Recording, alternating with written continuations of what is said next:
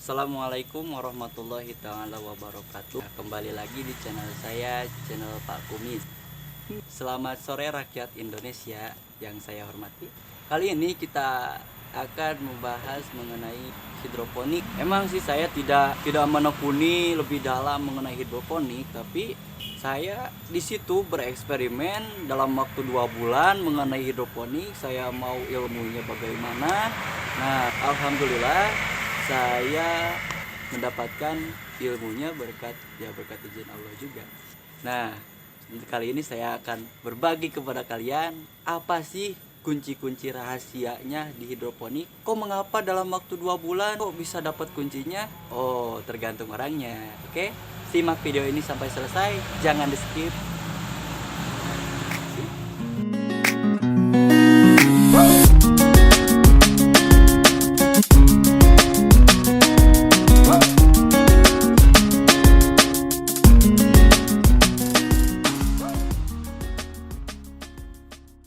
Nah, kali ini saya akan membahas yang sering-sering dipertanyakan di grup. Saya akan bahas di sini di channel saya. Nah, tadi malam saya mendapatkan pertanyaan seperti ini.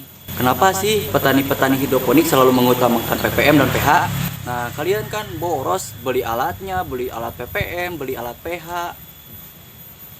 Kalian cari saja yang salah satunya bisa dihitung manual, yaitu kalian hanya perlu beli alat pH dan beli alat molaritas, atau lebih hemat juga kalian beli aja alat molaritasnya. Kalian bisa menghitung ppm-nya, kalian bisa menghitung pH-nya.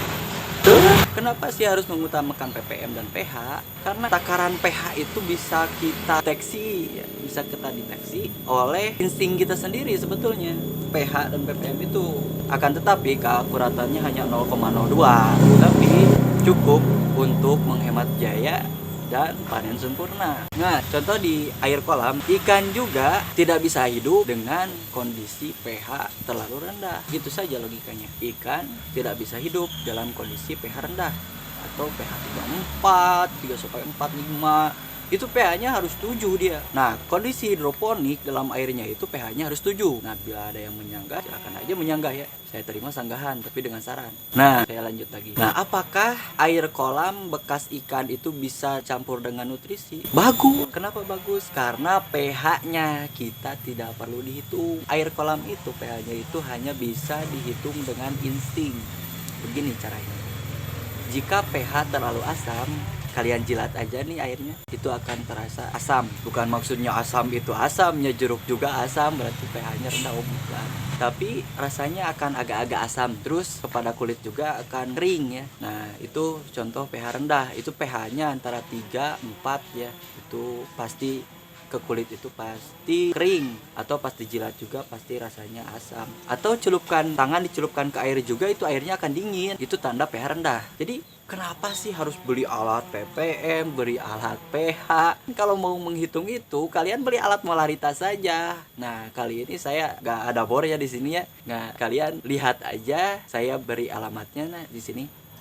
Buku kelas 11 KTSP, buku kimia ada di sana. Kalian cari saja buku kimia nih yang kelas 12-nya tapi KTSP, tapi ya bukan yang kutilas, yang KTSP. Kalian pasti lebih paham yang KTSP daripada yang kutilas. Nah, seperti itu. Nah, jadi sekarang kalian tidak ya coba aja lah eksperimen. Saya udah melakukannya sendiri eksperimen. Nah, ppm-nya itu harus 1000 segini. Jangan menentukan kecairan atau kekentalan suatu zat cair itu merupakan hal yang sebetulnya udah ada dari sananya, dari insting kita sendiri. Itu sebetulnya bisa menentukan kekentalan nutrisi, keenceran nutrisi, tapi akan lebih bagusnya, lebih akuratnya dengan menggunakan alat. Tapi alat terbaik, sensor terbaik itu merupakan kulit kita sendiri, tangan manusia. Sekian dari saya. Assalamualaikum warahmatullahi wabarakatuh. Jangan lupa subscribe.